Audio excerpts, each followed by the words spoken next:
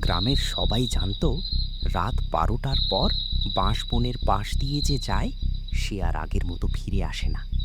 প্রতিদিন মাঝরাতে সেখানে একটি শিশুর কান্নার শব্দ শোনা যেত। অনেকে খুঁজতে গিয়েছিল, কেউ কিছু খুঁজে পায়নি, কিন্তু সবাই ফিরে এসে বলতো, ওই কান্নার পেছনে যেও না। একদিন গ্রামের সাহসী অনাথ ছেলে নীল ঠিক করল আজ রাতেই সে সত্য জানবে। কিন্তু সে জানতো না আজকের রাত তার পুরো জীবন বদলে দেবে। নীল ছোটবেলা থেকেই একা, বাবা মা নেই তার। গ্রামের লোকজন যা দেয় তাই খেয়ে বেঁচে থাকে, কিন্তু সে ভয়কে বিশ্বাস করত না। সেদিন রাত 12টায় হাতে একটি কেরোসিন লণ্ঠন নিয়ে সে বাঁশবনের দিকে হাঁটতে শুরু করলো। চারপাশে শুধু ঝিঁঝি পোকার শব্দ। হঠাৎ একটি শিশুর কান্না। নীল শব্দ অনুসরণ করতে লাগলো।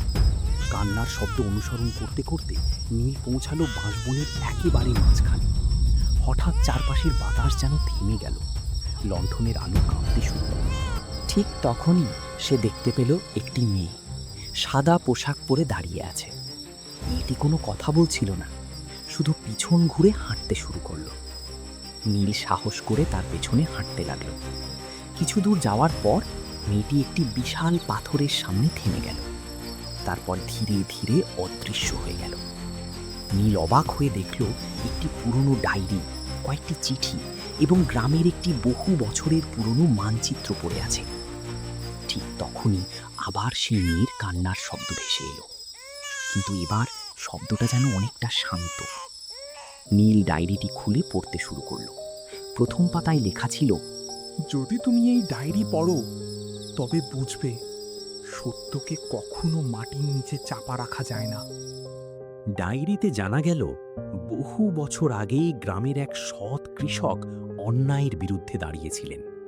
লোভী কয়েকজন প্রভাবশালী মানুষ তার জমি দখল করতে চেয়েছিল। কৃষক রাজি না হওয়ায় তারা তাকে মিথ্যা অপবাদ দিয়ে গ্রাম ছাড়া করে।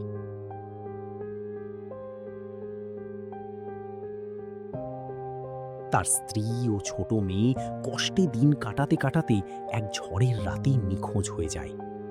এরপর থেকেই বাঁশবন থেকে মাঝরাতেই কান্নার শব্দ শোনা শুরু হয়। ডায়েরির শেষ পাতায় একটি বাক্য লেখা ছিল, যেদিন গ্রামের মানুষ সত্য জানবে এবং অন্যায়ের বিচার করবে, সেদিন এই কান্না চিরতরে থেমে যাবে।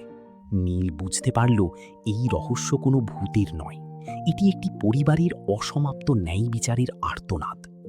সে সিদ্ধান্ত নিল ভোর হতেই পুরো গ্রামের সামনে এই সত্য প্রকাশ করবে। পরদিন সকালে নীল পুরো গ্রামের সামনে ডায়েরিটি পড়ে শোনাল।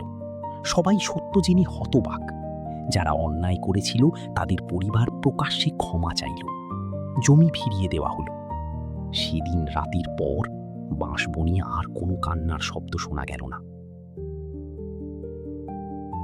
গ্রামের মানুষ বলতো, সত্যকে যতই লুকিয়ে রাখো, একদিন না একদিন সে নিজের পথ খুঁজে নেয়।